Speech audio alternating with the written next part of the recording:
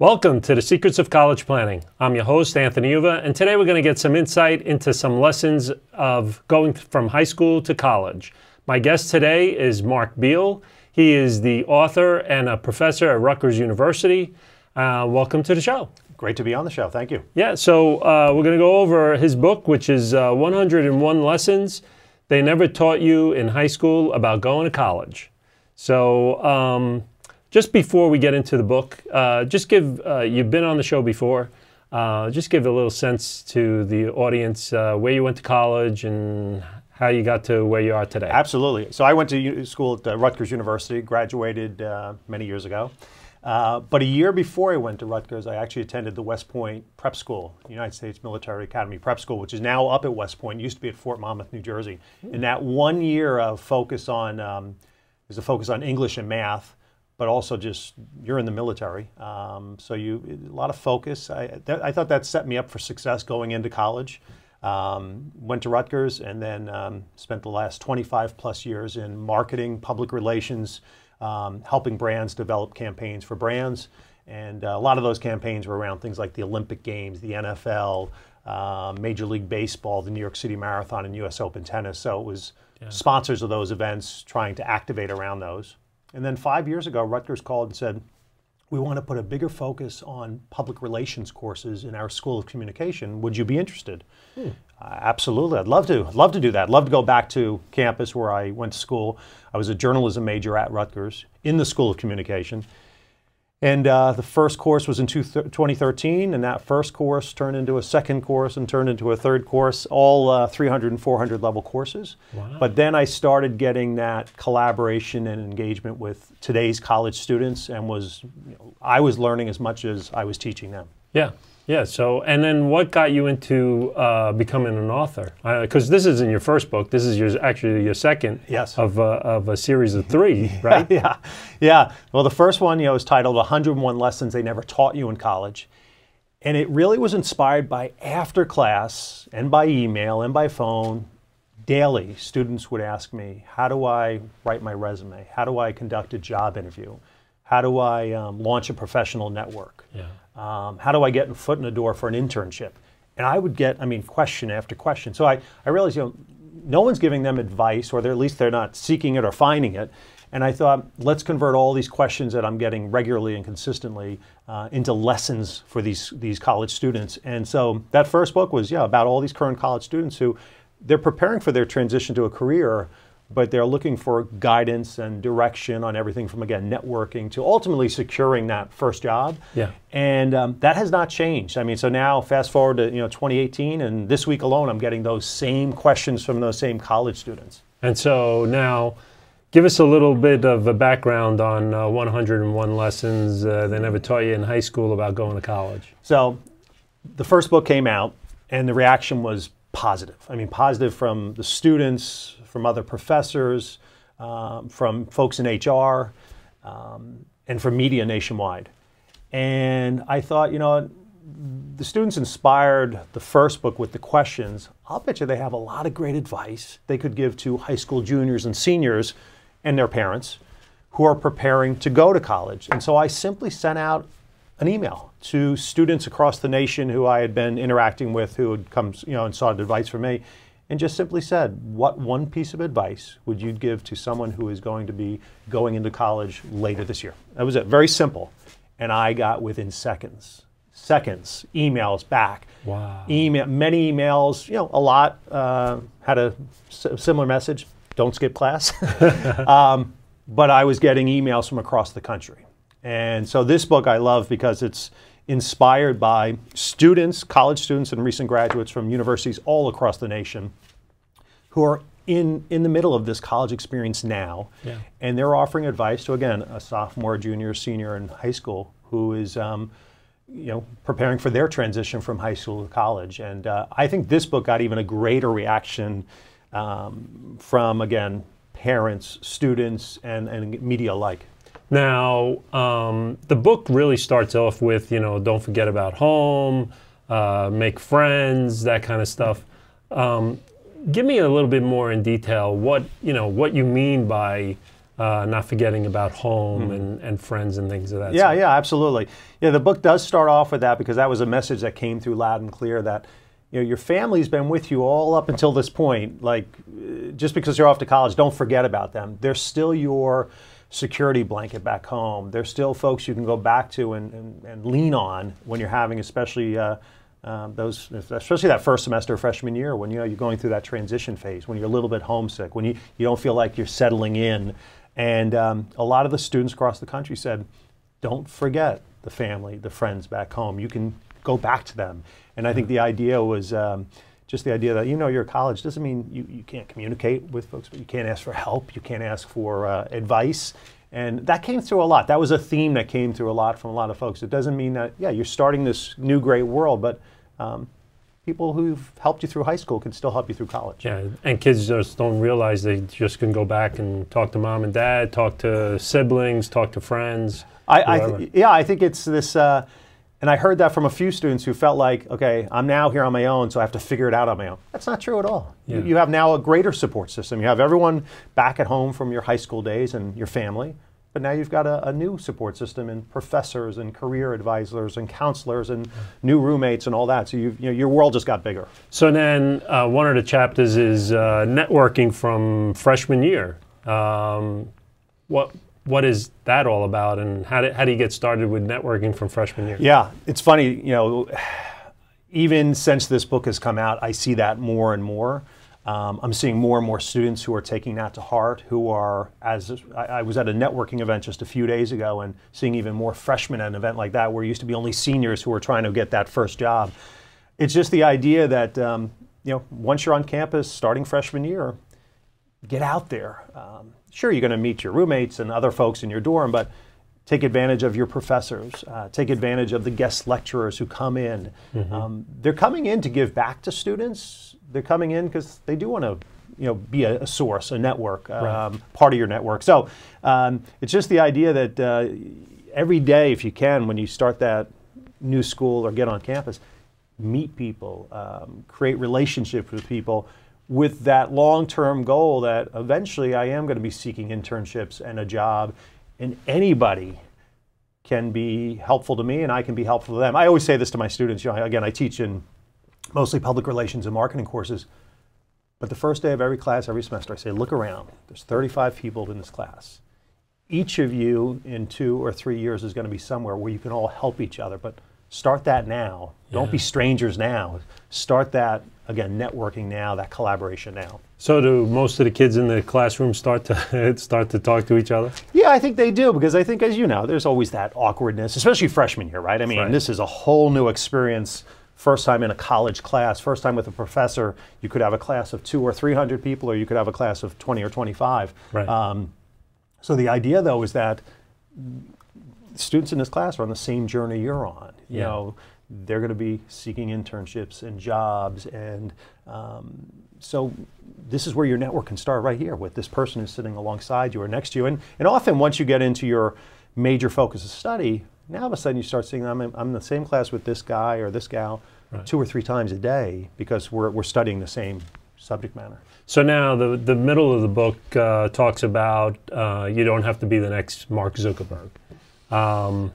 What is that, in detail of, to students out there? Well, I think there's a lot of pressure on students today. It really is. Pressure at different levels. One, to get the job.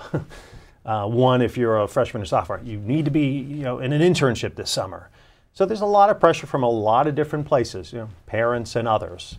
And I think the idea is, in today's world with technology, and this generation, the current generation, Generation Z, knows how to use technology well, there's so many different ways. You can create your own company, your own business, follow your own path. And I think that's the whole idea is, create your own path. You don't need to follow those before you. You don't need to, what's your passion?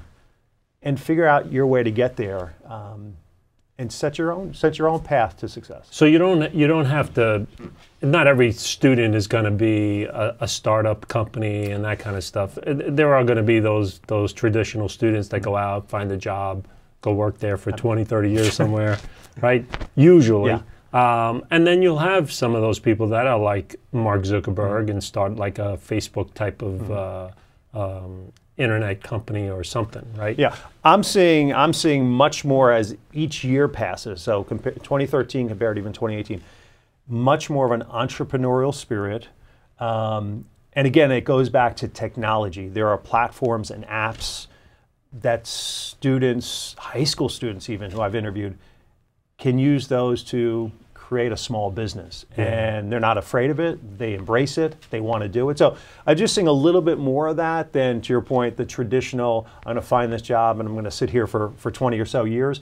I would say much more of kind of a non-traditional approach to things. And again, with technology, you don't necessarily need to commute to a job every day. You can work remotely. And we're just seeing a lot more of that. So I think the dynamics changed. Well, and where do you find students then? How do they find the funding? Do they raise money through their parents, their friends? I mean, how do they get started with something like that? It's a combination of things. One, again, with technology and with platforms that allow them to take that entrepreneurial spirit and channel it.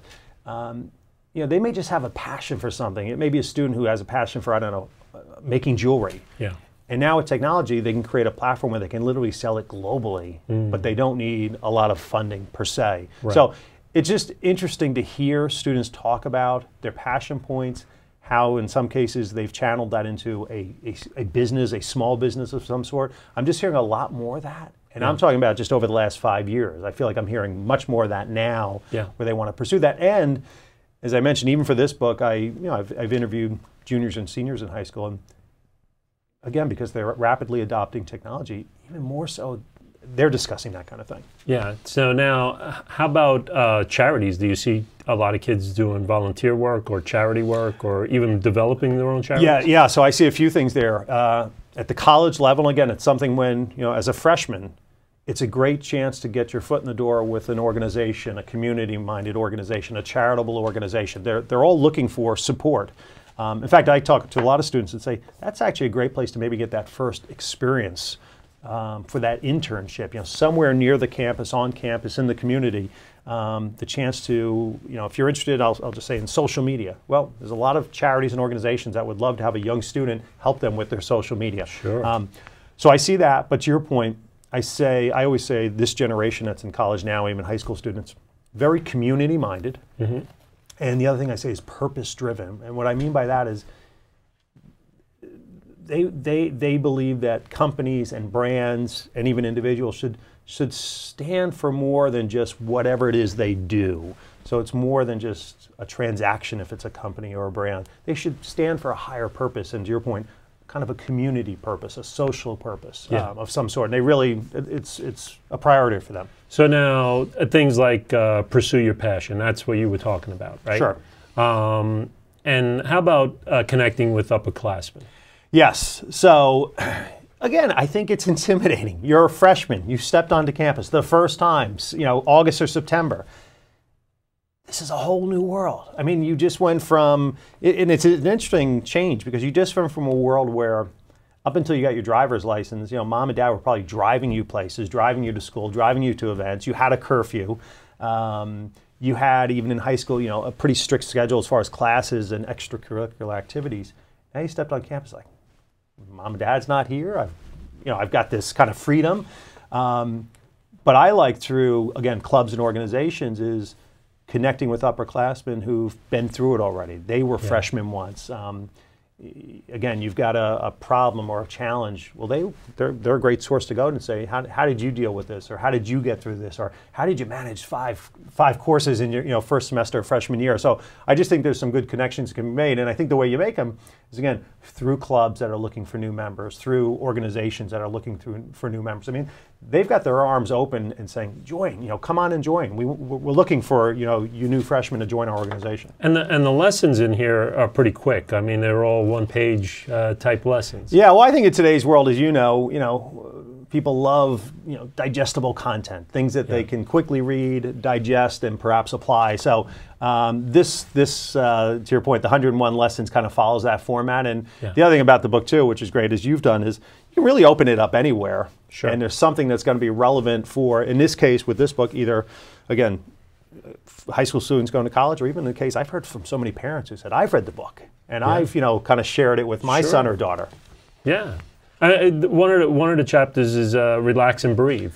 I mean, yeah, there's a lot of stress on campus, especially when you get into finals time. There's a lot of stress because, you know, it may not sound like a lot, but if you're taking the typical load, which is 5 classes, you know, yeah, that's 5 classes, but those 5 classes all at the same time are having the final exam or the final presentation or the final project, all within a matter of a week or two.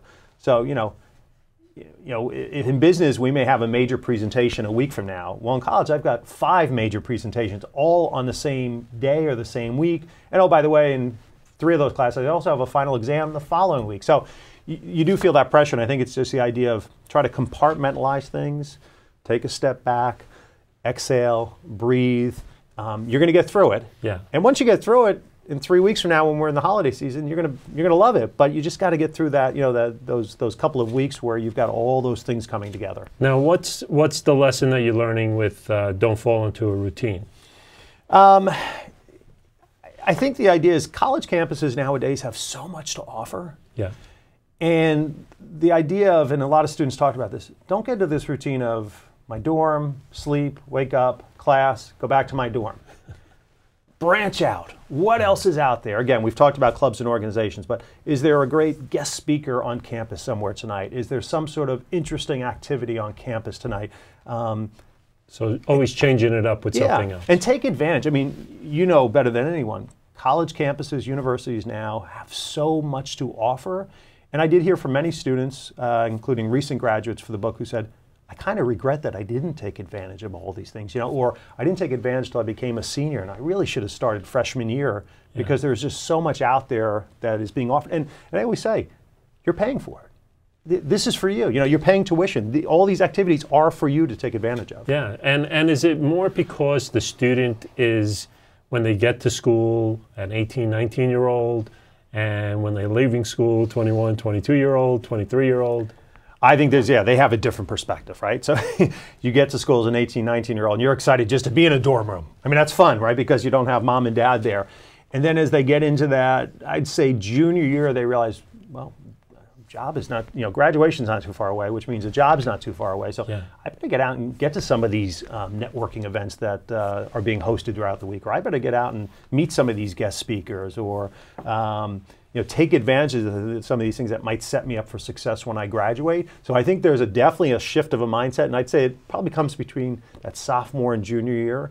And then, of course, when you get to senior year, and I teach a lot of seniors, the focus is, okay, I now have to get serious. I need to get a job here in a few months. Yeah. What's a little bit about your class that you're teaching at Rutgers University? So I teach 2 courses at Rutgers. One is called Principles of Public Relations, which is primarily sophomores, juniors, and a few seniors. And it's really just what is public relations, the history of public relations, how it's evolved over the past 10, 15 years with social media. So it's, I'll call it an entry-level class for public relations, but many of those students then take a 400 level class with me, which is called Media Marketing and Communications.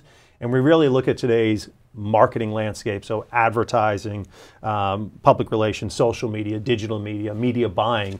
And what I like to do with that class, and the students really enjoy it, I bring in real-world clients. So I'll bring in, to your point, a nonprofit, a small business, even some bigger companies, and they get to work with those clients for the semester and develop an integrated marketing campaign for them, and then present it at the end of the semester. Do any of them actually use some of their campaigns? I think some of the, I make sure that all the clients, so to speak, get the campaigns and can review the campaigns, and if they want to take any of the ideas or even a nugget of idea and apply it. So I have heard that they've done that. So what is some of the things that you've learned from the class just by teaching it for a few years? Yeah, well, I've learned, again, I learn as much as I teach. And what I've learned from them, I learn just what's trending with, again, this Generation Z. So what's trending with these 19, 20, 21-year-olds when it comes to things like social media? I mean, for example, Facebook, as far as they're concerned, is useless. You know, they're focused on Snapchat and Instagram. So it's just interesting that that's a channel that they're focused on. They don't read newspapers. They don't watch the 6 o'clock news, but yet they do consume content, but it's on their time, on their phone, when they want to consume content. Yeah. They rely heavily on text, and believe it or not, email is not really the way to get to them. And even we're starting to see that shift in the workplace a little bit. So I learn all these things. I say I'm in a great position. I mean, every week I'm teaching and collaborating with 135 of these 19 through 22-year-olds. And I'm hearing it firsthand, learning about maybe what's the next thing that's going to be, whether big in media or social media. So I learn a lot from them. Yeah, interesting. So another lesson, get out of your comfort zone. Yes. That was, that lesson or that thematic came from many, many students. One student in particular from Penn State who contributed quite a bit to the book, he said, you should feel awkward when you get to campus. You should feel a little bit nervous, a little bit shy. That's fine, that's natural, but get out of that. Like, go to that meeting, shake hands, meet people, go to that pizza party or whatever it might be. Just, it's natural, but you do need to go break the ice. You do need to go to that, because we all know it. You're a freshman, you're probably hesitant, well, should I go to this club meeting tonight? But once you get there and once you meet some people, you're right in the mix. It's just got to open the door and do that. And that came through from a lot of people. And the other thing they said was, don't wait till senior year to get out of your comfort. Start right away. Just start, because you'll have a much more fulfilling experience over 4 years. And then, of course, your last lesson is like success. College is a marathon. I mean, and you got 4 years and you're compacting it. Yeah. Right? So, a lot of students, as you know, they'll get done and they'll say, wow, that went by quick. And yeah, it does. But there's a lot of classes, a lot of tests. Don't let anything get you too down. Don't let first test of the semester, every semester, a few students do poorly. I get an email. I don't want to fail. I said, you're not going to relax. Don't worry. It's one test. There's many other ways to make the grade up. So I think you have to look at this as a 4-year journey. Right. Enjoy it, though, along the way, too. Don't rush to say, I want to get done. I want to finish.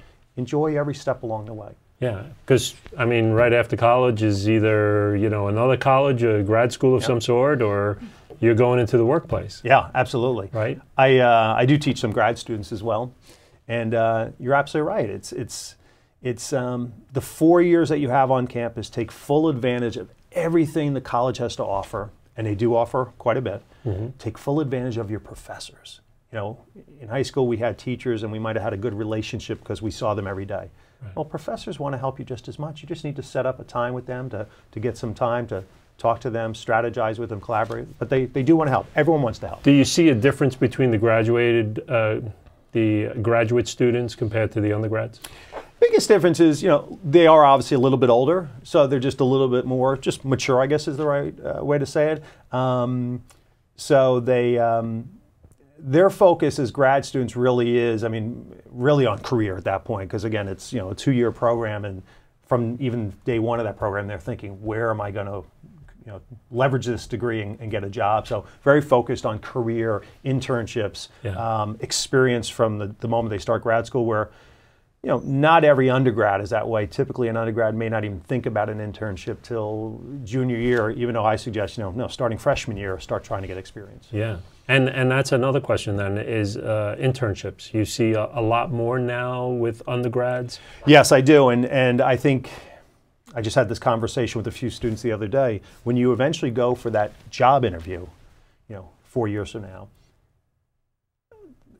most likely the folks interviewing you are going to look at your experience and a little less at maybe, your GPA, what you studied, which courses you took. They're really looking at the experience. So I'm seeing much more of a proactive approach by students now of trying to start to get experience as early as freshman year. And what I suggest to students all the time is, right on campus or right in the community where the campus is, there are a lot of opportunities to get hands-on experience, steps from your dorm room. So first get that, now you've got experience, and then when you go back for that first summer between freshman and sophomore year, leverage that experience for maybe an internship near your home somewhere.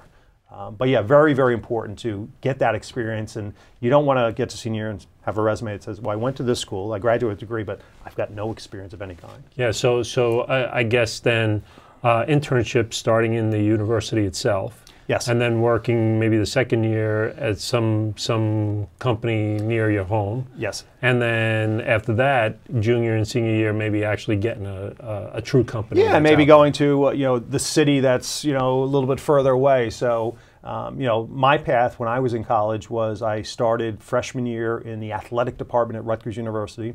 I was aware that they had a public relations department. They call it media relations. I walked in one day and just said, "Can I help?"